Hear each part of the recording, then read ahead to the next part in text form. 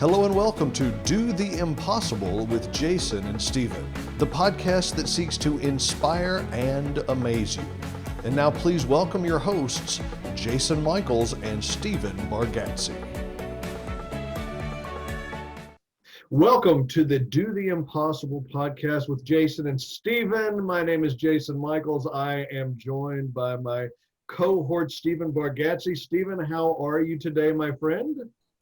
Hi, not much change since last week. I'm still sitting here going crazy. Can't get nowhere, can't get out and walk.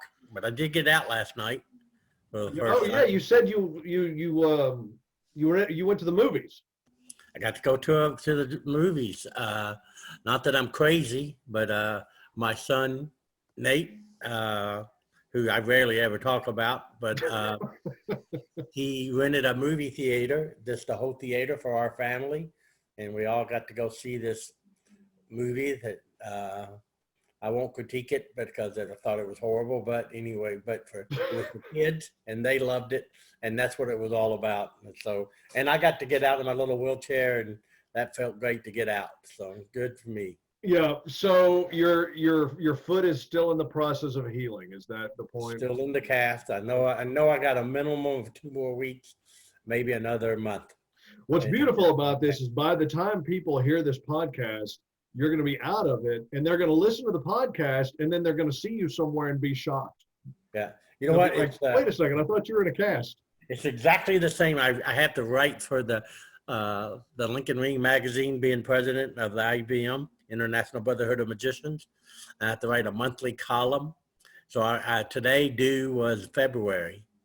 So I'm writing about February going, I can't believe it ever came. In reality, it hasn't. So it's kind of like, I can't believe I've ever got out of this cast. Well, I haven't yet.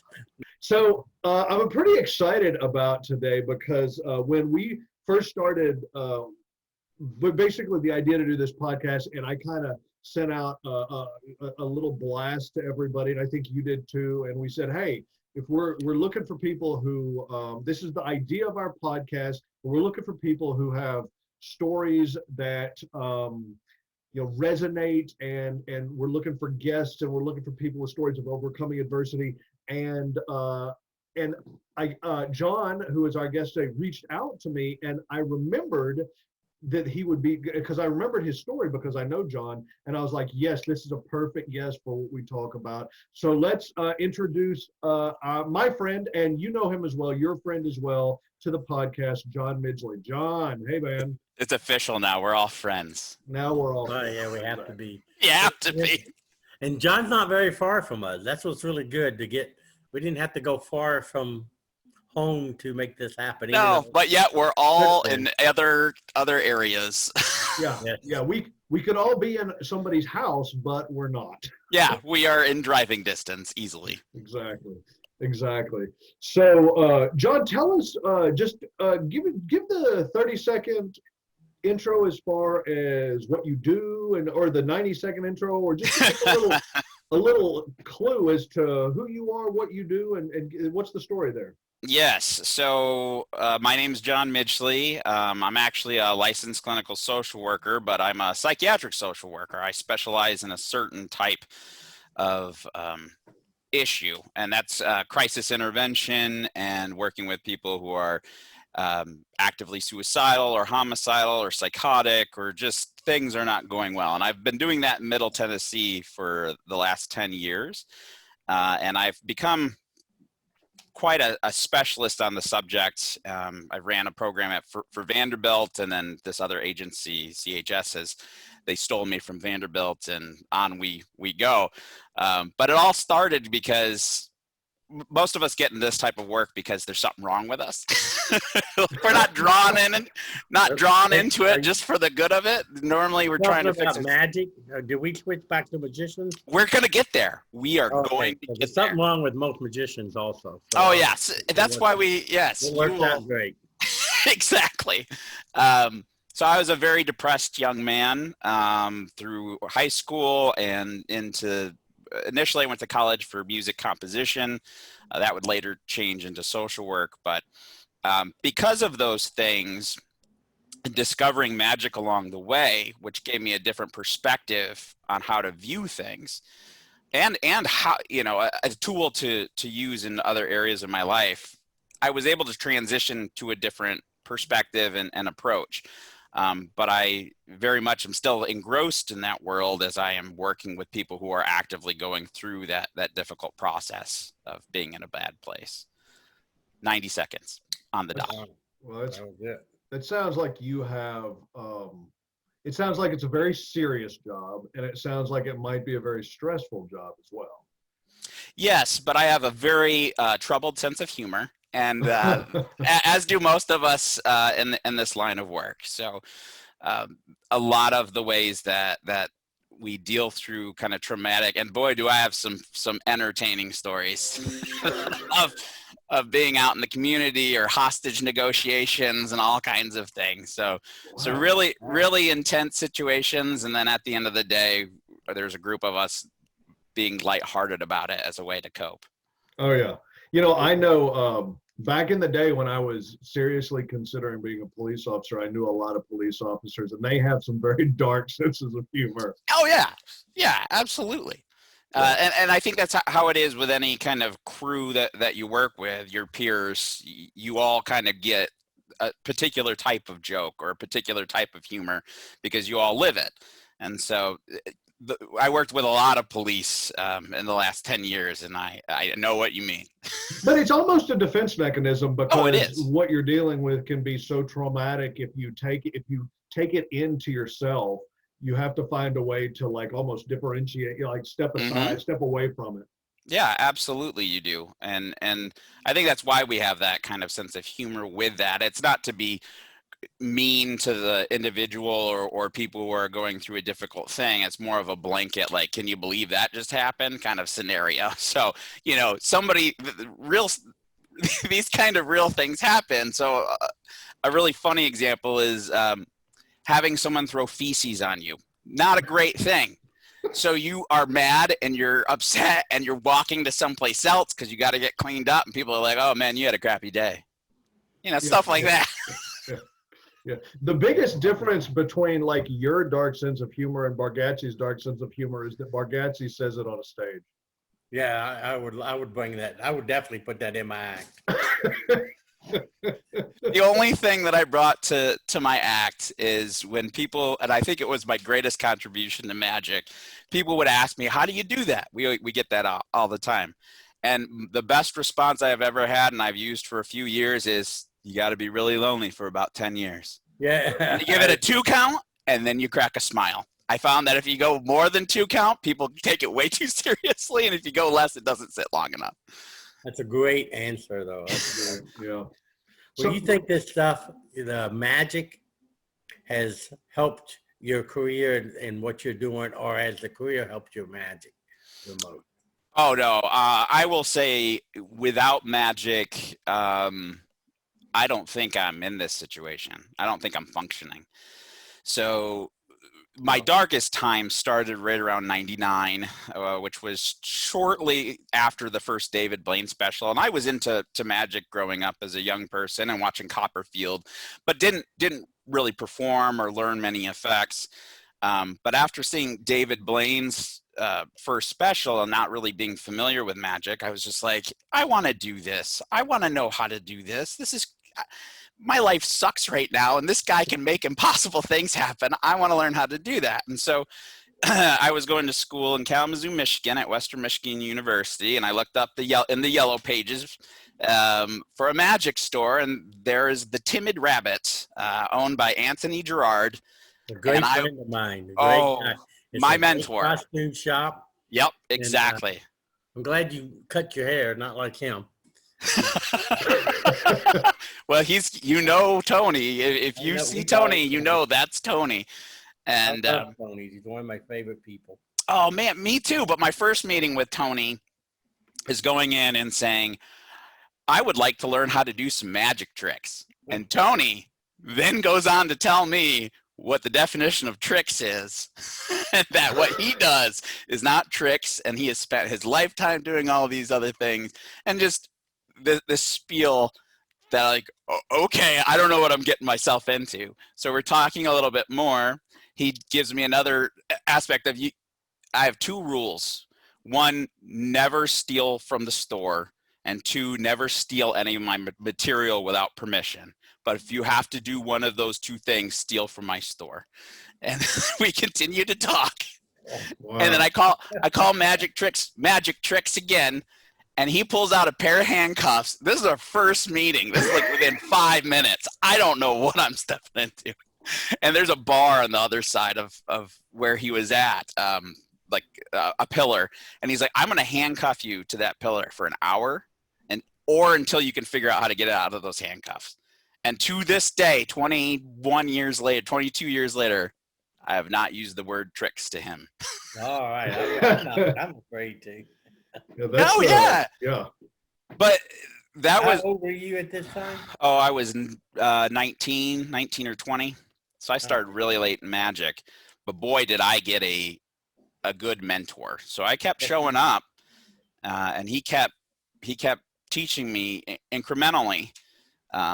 To this day, he's still who I consider my mentor, and the lessons of different perspectives and kind of dissecting things are tools that I use all of the time. And I think that's probably one of the reasons why I'm so good in crisis situations. Actually, part of my depression is also a reason why I'm really good in crisis situations. So I have a mental health diagnosis called Dysthymia, which means I'm always kind of like Eeyore. So the world can be, and when I'm performing or interviewing, I'm more animated than I normally am. But if a huge situation is flaring up and the world is exploding, I'm just super calm. I just can't even show it. Like inside, I might be freaking out. But then also with Tony's lessons and Magic lessons of being able to look at things in multiple perspectives, to dissect things, especially to work things backwards, really allows me to tackle other people's issues or attempt to from their perspective or what I think their perspective is, and then unravel it. That's really, I have heard people talk about the things that Magic has, the lessons of Magic and how they apply in different ways. But this is, I don't think I've ever heard about it like from this point of view about being able, like I've heard that sometimes in the military, like commanders will have soldiers study Magic because learning how to, like you said, reverse engineer things is one of those mindset things that they like soldiers to have, to be able to figure things out on the fly based on whatever situation they happen to be in. But this, like yours, sounds like it's a very, very valuable skill to have for what you're doing. Well, the perspective, I think Magic changes people's perspective. If you're someone just watching a performer and you're not familiar with Magic, you get an extreme cognitive shift that happens that it rattles your world and makes you question what's real and what isn't. And that's a fantastic thing to experience. And then going through the process of becoming a magician and performing Magic, that other element seems to dissipate, at least in my experience, and you perceive it differently. But there's a whole other facet of things that you can dissect and look at and figure out from there. So it's so multidimensional. I think it's really hard to hit on all the different points. Well, what's the point that got you, being a music major? I mean, looking into music, all of a sudden I'm going to go into social works. And I mean, how did all this what happened? Maybe I'm asking what happened. No, what happened? What happened to you, John? That's a good question. Yeah, John, how in the world did this happen? Well, clearly I never wanted to make any money. So I wanted to. Well, both of those professions is fine. Magician or social. Magician, social work, musician. Yeah. Ain't nobody getting paid, right? Right. So the transition, I think, happened a couple life events, but one of the big ones being my father almost died that year, and he's fine. but had to have heart surgery, and it was really touch and go for quite a while. And that was I dropped out of school for the remainder of that year because I couldn't function at that point. And so then it's a real hard look at trying to, like, what am I going to do? Like, how am I going to rebuild? Do I want to rebuild? Those kind of questions came up. And as I was talking before, that we all kind of, people who go into this line of work typically have our own issues. And first it's about trying to fix ourselves before trying to fix other people. I think that's what happened. I was looking for a way to understand what was going on in my own psyche. And so I think that's what drove me to social work. The other thing with music, it started not being as much fun when I was doing it 24 hours a day, and it had lost its appeal, or maybe because of life circumstances, my view of it changed, but that was the transition. Well, it's interesting if you think about it, because music and magic, I mean, maybe there's the element of music where it's not always a performing art in front of an audience. There's like the recording and stuff like that, but they're both performing arts. They're both putting what you do out into the world. So there's obviously an element of you that enjoys that creativity, enjoys what happens when you're sharing that with other people. Plus music, and I think of music and magic very parallel. So I very, very much come from kind of a Fitzky point of view, where there's so many different effects one can do, and it's how you orchestrate it and put it together. Similar to, like, with music, you have only so many notes and styles, and it's how you put it together and the timing and all these other things. So you get two different effects. One is just, music, and the other one is a different type of experience. With the pandemic going on and not being able to perform magic, one of the things that I really like about magic is you can't learn it all. There's always more to learn. There's always more stuff to go through.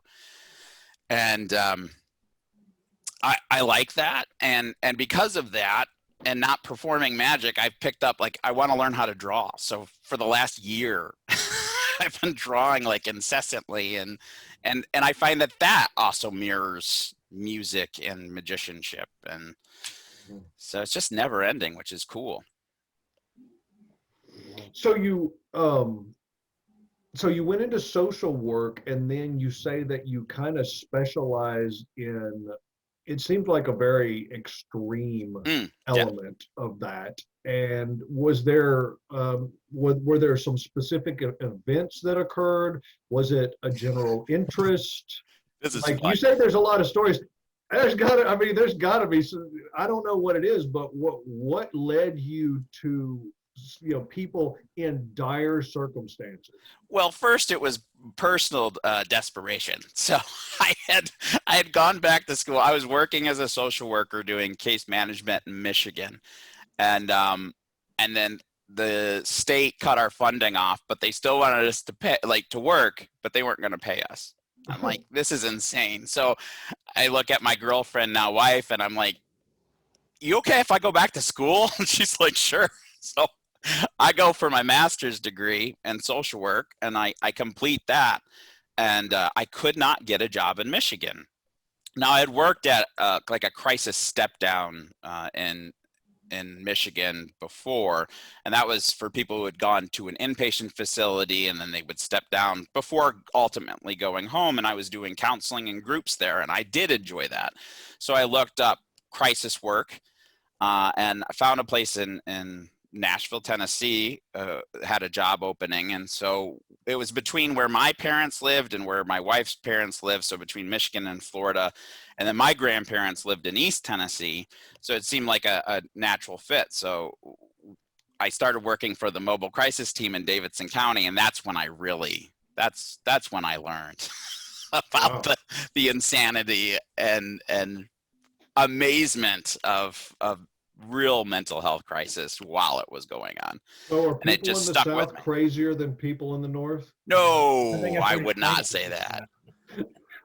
Wait, I'll let you guys answer that. Do you know the answer? You both toured. I'll tell you one thing, people in the South are crazy drivers. I don't know about the North, but it seems like lately, like it's been insanity here. Yeah. But, That's yes, yes. Especially if there's ice. Oh my goodness, watch out, right. world. But so let's see. So I take this job doing mobile crisis work overnights on the weekends. It's what I can get. They're paying me dirt. It's whatever. I need to work, so here I am.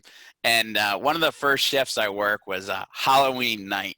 And it just exploded. We had police bringing people in. We had like stuff going everywhere.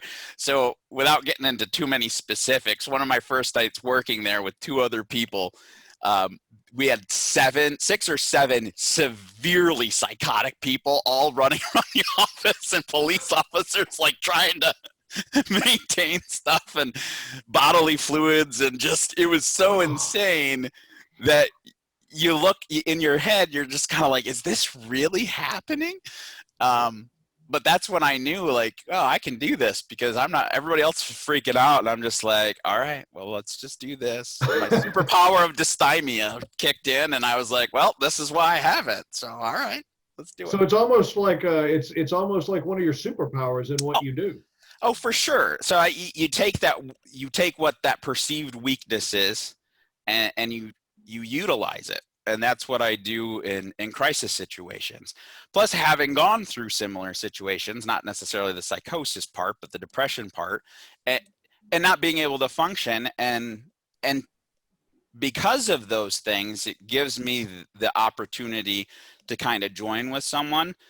A lot of times people feel really alone in those situations, and to have some kind of connection that somebody is getting me, that might be all you need in that moment to get a person out of that crisis. So I truly believe there's a reason why I'm built this way, and I went through the stuff that I did so that I can help other people, hopefully.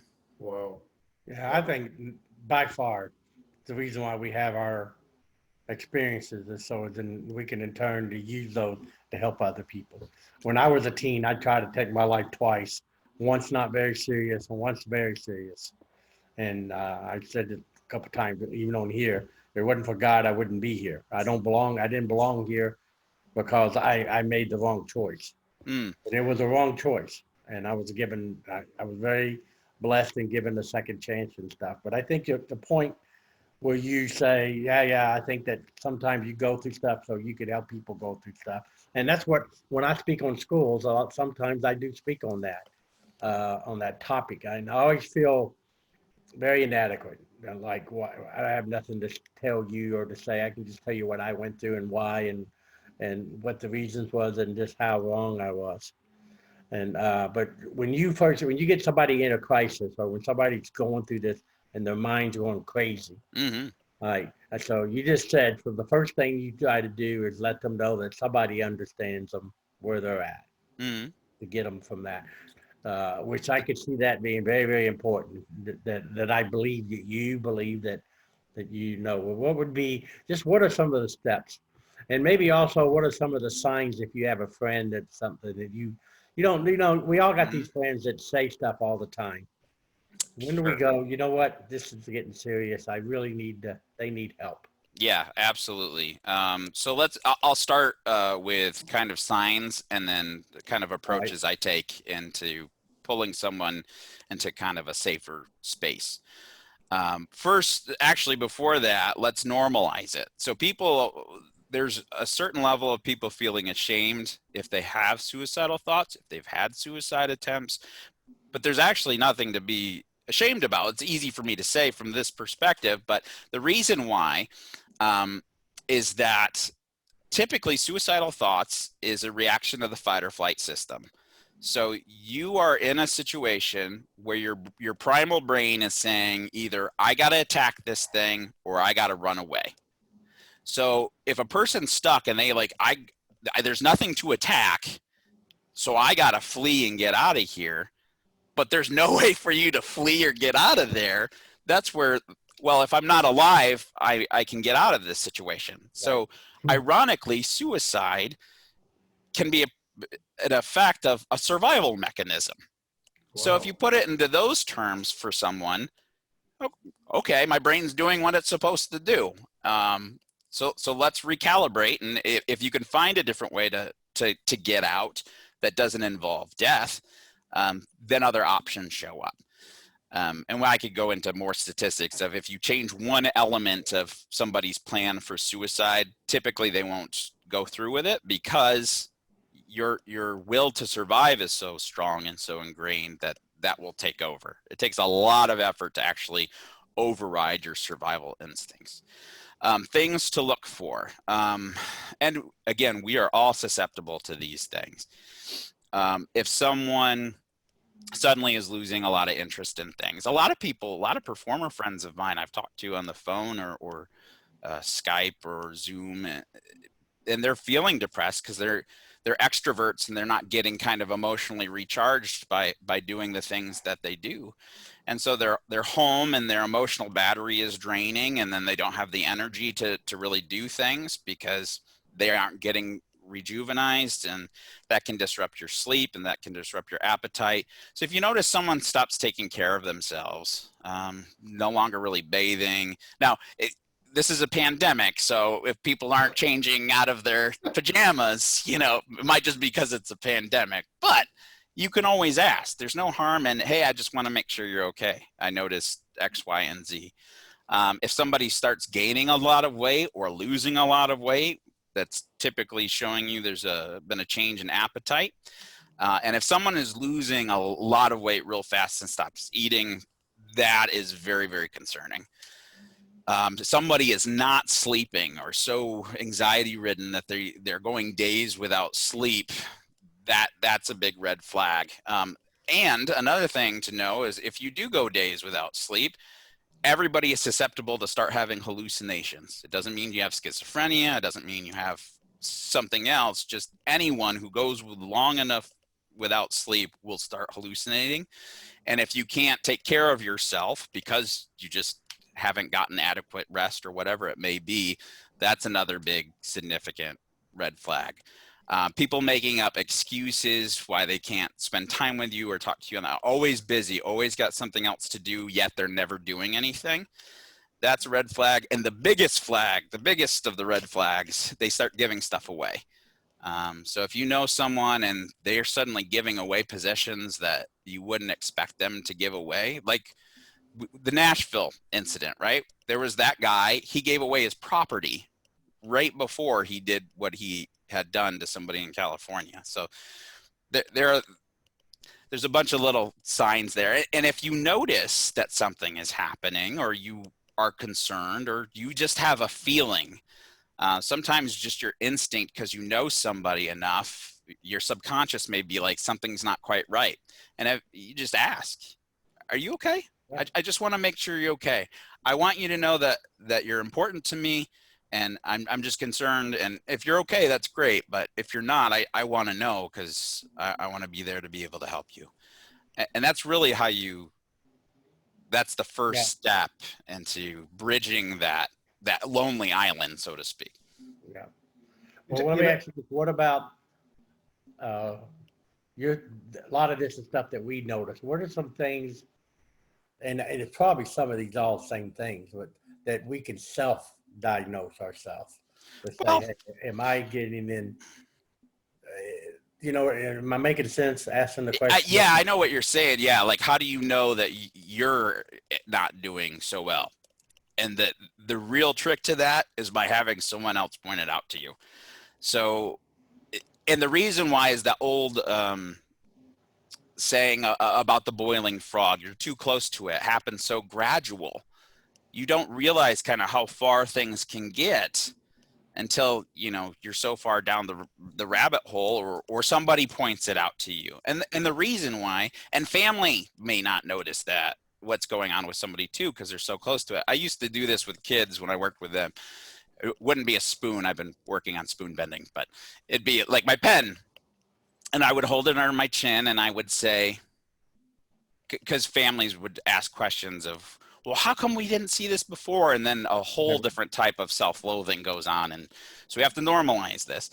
And I'm just like, so if I ask you where my well, spoon is. Can you see where my spoon is? Yeah. Yes. Can I see where my spoon is? Nope. No. Why can't I see where my spoon is? Because I'm too close to it.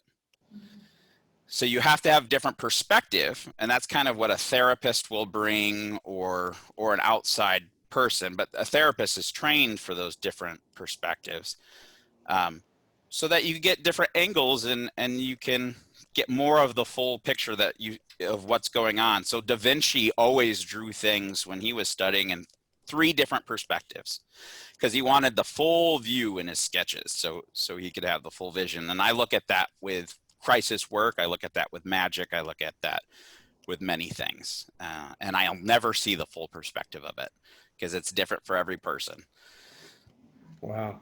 You know, it's interesting. You would only be at a magician's conversation when somebody says, "Oh, I'm just going to use this spoon because I'm working on my spoon bending." To a normal person, they have no idea what that means. Why are you in an office setting and using a spoon? Yeah, and it's funny. That's the other thing. So I've been really infatuated with complicated sleight of hand for a long time, and my wife has not been impressed by anything I have done in 10 years. She loves watching me perform for other people, but herself does not get wowed. And so I actually have been working at becoming a mentalist. And so Richard Osterlin has taken me on as a student, and I have done things for her that are not complicated, that has blown her mind, and hence spoons are with me all the time. I think I might have a new career move in mind from this. Is a good idea. Good thing to know. Yeah. I've noticed that you said that you can sometimes friends notice. Our last podcast, I noticed that my fellow podcaster that I share this with shaved his own head off, and I was beginning to wonder that Jason needed help. Yeah. And, Did you ask him if he was I okay? was just about to. Now you can see a little bit of growth. He's kind of like a chia pet there. His hair is starting to grow back, so I'm going to relax. I gotta look, and I got it going on all over now. So it's the whole thing. Yeah. See something on top and the side there. It was a little freaky last week. It was a little freaky. Well, then again, I mean, we're in a pandemic, so a lot of people are. I had my wife cut my hair today. She doesn't know how to cut hair, but that's who cuts my hair. So And she did a great job. I want to know if you've ever used. Have you ever used magic in your work? Yes, I have. So I specialized, and it's not just with kids, but there was a period of several years where I developed. I was the sole assessor for kids in crisis for Vanderbilt for, oh my gosh, a number of years, and I've used magic as a way to show that the impossible is possible. I know that's kind of your theme too, Jason, but I've used it for years as well, because that's a tool. It is, and it gives one. I just want to plant a seed that even though you cannot see a way out of this now, you don't know how things can be different. Well, we just did something where you don't know how it happened or what it happened. But if you ever wanted to learn how to do that or to get to a different place, you find someone who knows how to do that and you learn from them, which is what I did with magic with Tony Gerard. And that's what people do with therapists to get to a different perspective. So I will normally when things aren't as intense, I don't have someone who's like psychotic and throwing feces and I'm like, pick a card. Right. They're like, here's some feces. No, I don't do that. But if someone is in where they're probably going to go home and work with an outpatient therapist, and I try to describe what therapy is like, I'll do a demonstration so they have something concrete, especially for young people, because they just can digest concrete things much more easily than abstract things, just because of brain development. So I've used magic a lot. In fact, right before the pandemic, I was getting ready to do my mental health magician show that I've been working on for 2 years. I remember you talking about this. Yeah. You were talking about it online. I did a lot of stuff, and then I came to one of the Nashville clubs too, and I was talking to you all about it as well there. And I had it all set up. I was going to start touring schools. I had a projector and everything else. Supposed to start in April. March came. You know, I tell you what, though, the schools they're kind of gradually opening up. I had two contact me today about wanting to know when we're starting, that they were starting next week, and would we be willing to come in. Now it's going to be, I'm doing a lot smaller. I'm just doing classrooms instead of the assemblies right now, but there's nothing more needed than that in schools. Yeah. With the pandemic and everything, and we know that suicides is on the rise, that depression's on, not being essential, and it's tough on kids right now. So I hope I don't give that up. I think it's. And I still do those. I still get contacted. I don't do kid shows anymore, but I still get contacted to do them. And what I've been doing instead, and maybe you guys can give me guidance if this is the right thing or not, is I've been offering to just do like 15, 30-minute session with them performing some stuff on a video call. And if they wanted to learn, in effect, I would teach them. So I've been doing that for the community as opposed to. So there's two things that I want to know about, and I'll just ask you both of them, and then you can just field them however you want to. Number one, dealing with this pandemic, how has that affected? Pre-pandemic, you were probably seeing things a little bit differently, seeing cases and of what people were dealing with, and it's probably a lot of similar things now that are different than pre-pandemic. So what are you seeing now? And then the other thing, you mentioned hostage negotiations. I would love to hear at least a little bit about that. Sure. So I've been very fortunate, as you and I were talking prior to recording this, that my work has transitioned to a place where I now am in a safe environment. I get to work from home doing telemedicine with 44 hospitals across the country. And I'm seeing people through that way. The thing that I'm noticing a lot is one, as Stephen already pointed out, depression is on the rise. People are having a really hard time, and justifiably so. And people are getting really anxious too, because things the numbers keep going up for deaths, and what's going to happen to me. And so then we run into that situation I was talking about before, where somebody stops sleeping and all of a sudden they're psychotic, and they've never been psychotic before. And so I've been seeing more of those situations. The other thing is, people who have COVID are going through these things and not able to get treatment. Because psychiatric hospitals won't take them because they don't want to take a COVID positive patient on the unit, or a COVID positive patient shows up on the unit and now they have to close that unit down for a couple weeks. So with all things, if you're going to be successful, you have to take what's not working and kind of reconfigure it and come up with new models and new systems. So that's been happening now. So we've been trying to figure out ways, how do we get people treated in a non-psychiatric setting, whether it's an emergency department or a medical floor, so that they're not just sitting there and nothing's happening, because that's not helpful. So we've been working on processes on how to get people treatment who can't get treatment. Now, we're nowhere near close to where it should be, but we are at least moving and trying to make those things happen. As far as hostage negotiation goes, it's similar to any kind of crisis intervention. So you want to know, one, you want them to know that they have a partner involved. You want to build some kind of rapport and alliance with that individual. And through that, you want to get to a point where it's almost like a friendship. And then you work together, at least that's how it's presented, so that you can get the needs met of the person who is in disarray, but also keep everybody safe. And a lot of times it's normalizing and bringing things back to center. People aren't thinking clearly when they're doing these things. They are acting from an emotional mind. And if you can bring them back into that logical mindset of how is this going to benefit you? What is it that you need? How do we get you what you need? If you do this, does this get you what you need? And a lot of times it ends up with no. So if you can get them to kind of realize their own things. Wow. Yeah. Other times, okay, one of my favorites. Oh, here we go. This is what I was hoping for. All right, yeah.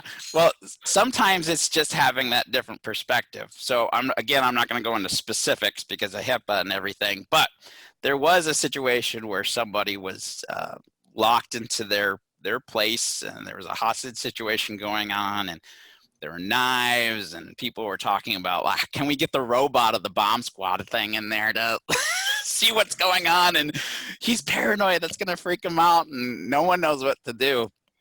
And I was pleading with them to let me approach the door and let me ask let me just do one thing. Let me do one thing. No. Hours and hours go by. Finally, they're like, well, okay, he hasn't done anything for hours. Okay, you can do that. I knocked on the door and said, I got your cigarette for you out here. And he came out, took a cigarette. That's all I wanted. He was just... So one of the things with people who are psychotic, a lot of time comes nicotine dependence. Oh. And so you're just not thinking, so in that situation, you have to think not how a rational person would think, but how is somebody in this situation thinking? And I'm sure that they are craving a cigarette because that is part of what is going on with this situation, and came right out. No hassle, no robots. Wow. That's awesome. It is awesome. And it's just that different perspective, let's just look at it a different way. Dude wants a cigarette, let's go. That's really fascinating. I mean, that really is literally looking at it from like 180 degrees. Like, I can imagine all the police officers are seeing it from one very specific point of view.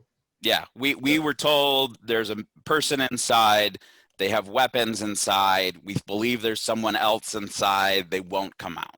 Yep. So we've got to tackle it from this. And then I'm coming from what's the history, what's the background, what I want to learn as much about this individual as I can.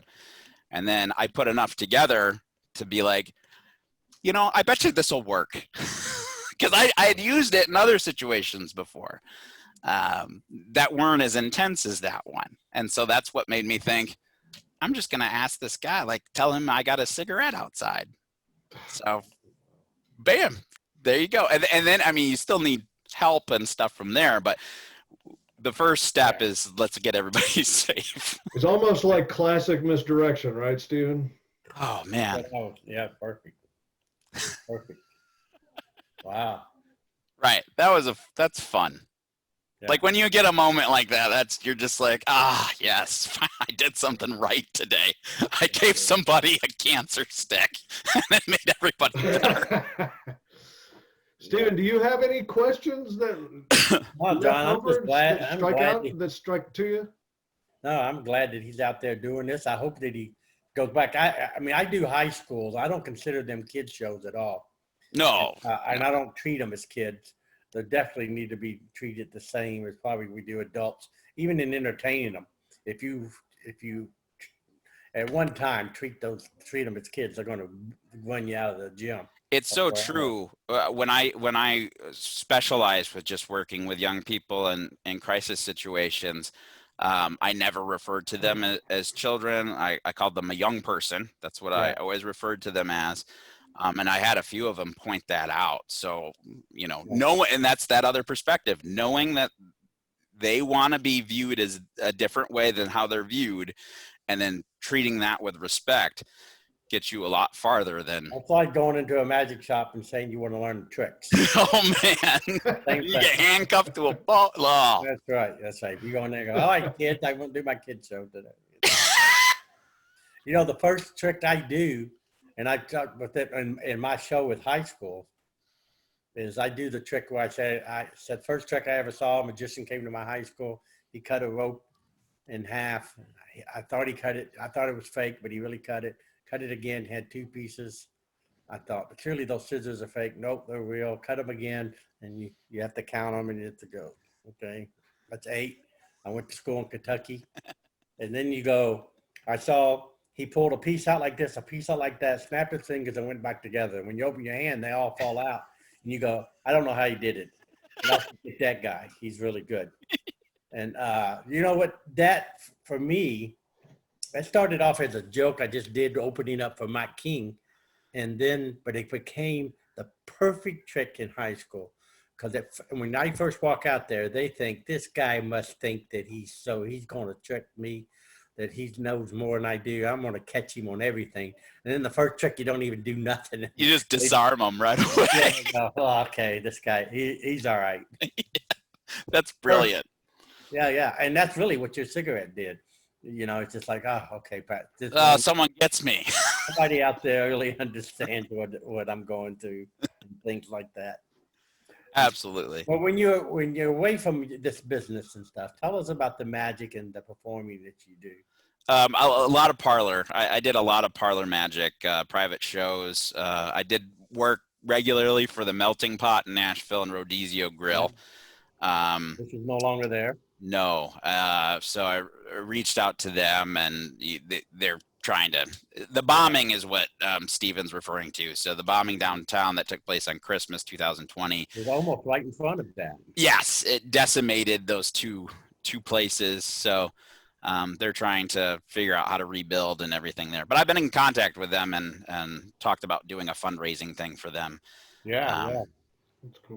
But that a lot of it is parlor. I really enjoy parlor, and then transitioning to a mentalist. I figure that same kind of environment would be good as well. But I still really love sleight of hand. That's hard for me. Well, we always kid, and believe me, I'm kidding but I said that we have to do in my regular show. I use people in every trick, and I know Jason does a lot too. But every trick involves somebody coming up and helping me, and I go, golly, I'm going to have to start doing mentalism now, so I can get disconnect with the audience and put them over there. And it's not fair to say that. There's some very good mentalists. John Archer is one of my favorites. Yeah. I can name some other guys that are very, very entertaining in what they do, but it just seems like that's just the way. There's nothing wrong with being just a mentalist, but I'm like myself. I always like enjoying that I had to do something more than just know a secret. Right. One of the things I've noticed, at least working with Richard Osterland, is the different mindset and the different way of thinking about effects. So I really think like a magician after 20 some years of doing this, of trying to cover everything, trying to make everything perfect. Nothing can be seen. And then you're talking to, an established mentalist who's like, don't worry about it. You don't have to do that. You're distracting them a different way. You're doing it differently. You don't have to make the perfect sleight of hand move. I worked for years to be able to do a one-handed double lift that is kind of like my thing, and it's beautiful. But only magicians think it's cool. Yeah, I agree. I've been there. I want to know. The problem with hard sleight of hand is that only the people that are in the know truly appreciate it. When you do it in the show, all the magicians will go, "Oh, not bad." Yeah, going, he ain't done nothing yet. Yeah, it was great when he dropped those pieces of rope. That was really good. That was good. Right. That was bullet time. How do you like? I know Richard. I've worked with Richard several times. Where do you go from the point where you just go, we'll just buy my books and tapes, to the point where you go, I'm going to call him and tell him I want him? That's a really good question. I think part of it is investment. So I owned a lot of his material, and I've always flirted kind of with learning mentalism, but have always been a close-up magician. I've always been a parlor style sleight of hand artist. And it was during this pandemic of kind of stopping and think. I was working a lot of shows on the weekend. So I worked my regular, day job. And then I was either traveling and doing shows on the weekend. And so I was having fun just doing what I was doing, but things slow down and then I start reevaluating, and then my audience becomes my wife, who's not been impressed in 10 some years. I want to learn something else. And so that's when I really dove into it and was really dissecting it, and then reached out. And I tell you, having someone go through it with you step by step and dissecting and dissecting what your thinking process is. So he's at, how are you thinking about this? And then analyzing that. Are you still picking your tricks and going, Richard, I want to learn, I'm doing these 3 tricks and I want to talk about those? Or does he go, this is where you need to start? Nope. So before he would start private sessions with me, you had to submit and do other things. You had to, I think, be a certain criteria first. And then we outlined a show. I wanted a show. And so that was outlined. We went through, and then we started talking about the ins and outs and specifics of those effects. And then I've been, with anything difficult that seems overwhelming, that is not possible, I try to dissect into at least an hour a day. I'm going to work on this for at least an hour a day. That was actually inspired by Jason telling me, you were on my podcast when I used to have one. Years ago. Yeah, when you did your book. And I was like, how'd you write a book, man? And you're like, chunk at a time, a little bit every day, a little bit every day. And so that's how I've been tackling these difficult big projects, is at least an hour a day. And that all adds up over time. So that's how I've been, like I said, I've been doing a lot of drawing and artistic stuff that way. And then with the mentalism stuff. And so I just plug away. And then when I hit a wall, I will reach out to Richard again and say, hey, let's go over this, please. That's cool. Yeah. That's and really art cool. It's going to be easy for you to incorporate art into your magic too. I can see that happening. I thought about that. Yeah. There's so much stuff out there that with art, that'll be pretty simple. But I want to see something. Yeah, man, you've been saying you do magic, so you got to show it off. All right, let's see. After saying I love doing sleight of hand, but I'm not going to do that anymore, I'm going to do sleight of hand. That's right. There you go. Now we know how this is done. Sleight of mind, something. Okay. So this will relate with kind of what we've been talking about, tackling really difficult things or things that seem impossible. I remember the first time I was in magic for a while. I was in graduate school, and that was the first time I had seen Vernon perform his cups and balls.